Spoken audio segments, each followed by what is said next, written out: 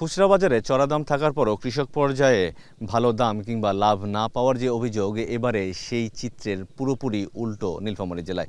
কারণ এবার কৃষকরা বলছেন যে তারা গ্রীষ্মকালীন সবজিতে বেশ ভালো রকমের লাভ করেছেন এবং তারা জানিয়েছেন যে প্রতি বিঘা জমিতে সব খরচ বাদ দিয়ে তারা লাভ করেছেন 30 থেকে 40 হাজার টাকা। এবং এর মধ্যে সবথেকে বেশি লাভ এসেছে কাঁচামরিচে, যেহেতু এবার কাঁচামরিচের দাম অনেক বেশি ছিল। তা আমি এমনও কৃষকের সাথে কথা বলেছি যারা প্রতি বিঘা জমিতে 70 থেকে 80 হাজার টাকা পর্যন্ত লাভ করেছেন এই কাঁচামরিচ বিক্রি করে। এবং কৃষকরা আমাদেরকে জানিয়েছেন যে এবার জুন মাস এবং জুলাইয়ের শুরুতে যে অতিবৃষ্টি ছিল, এই বৃষ্টির ফলে নিচু অঞ্চলের যে সবজি ক্ষেতগুলো ছিল সেগুলো নষ্ট হয়ে যাওয়ার কারণে উঁচু অঞ্চলের জমির ওপর চাপ বেশি পড়েছে, যার কারণে এবার ফলন ভালো হলেও চাহিদা বেশি থাকার কারণে এবার সেই দামগুলো বেড়ে গেছে।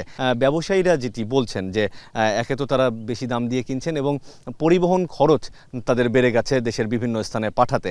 তো সেই জন্য একদম গন্তব্য যে স্থানটি, সেই স্থানে গিয়ে সবজির দামটি বেড়ে যাচ্ছে, এরকমটি আমাদের ব্যবসায়ীরা জানিয়েছেন। এবং কৃষি বিভাগ বলছে যে কৃষকদের এই লাভের ধারা যদি অব্যাহত থাকে, হয়তো এবার একটু বেশি আছে, কিন্তু যদি স্বাভাবিক থাকে তাহলে কৃষকরা যে বিকল্প ফসলের দিকে চলে যাচ্ছিলেন সেখান থেকে ফিরে আবার নিয়মিত ফসলে চলে আসবেন। তো এই ছিল আমার কাছে একদম কৃষকের ক্ষেত থেকে তাদের দাম এবং লাভ নিয়ে সব শেষ অবস্থা।